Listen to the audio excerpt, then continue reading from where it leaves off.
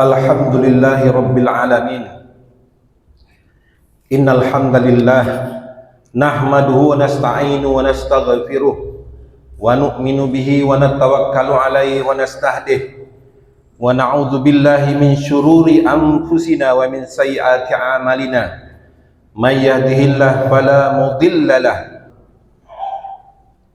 Kami ingin menitipkan pesan dan menyampaikan bahwa pada tanggal 26 Juni 2026, setiap tanggal 26 Juni dunia memperingati Hari Anti Narkotika Internasional.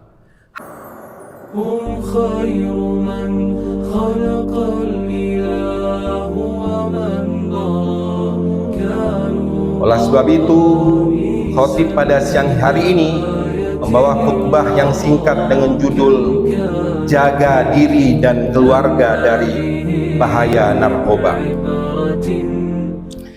Para ulama menegaskan bahwa narkoba memiliki hukum yang sama, bahkan lebih berat daripada khamr, karena sama-sama memabukkan dan merusak akal pikiran kita.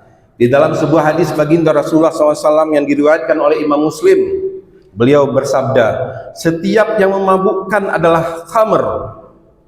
Kullu muskirin khamrun wa kullu khamrin haramun. Setiap yang memabukkan adalah khamr dan setiap khamr adalah haram.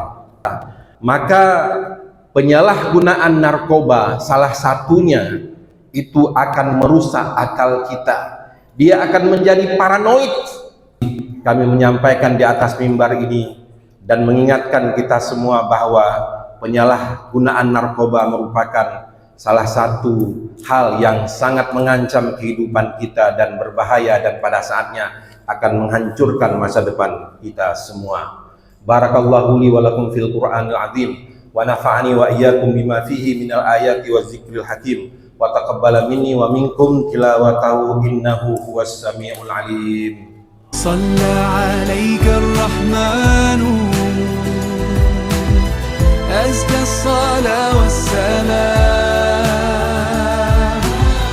يا ربي ارفع مقامه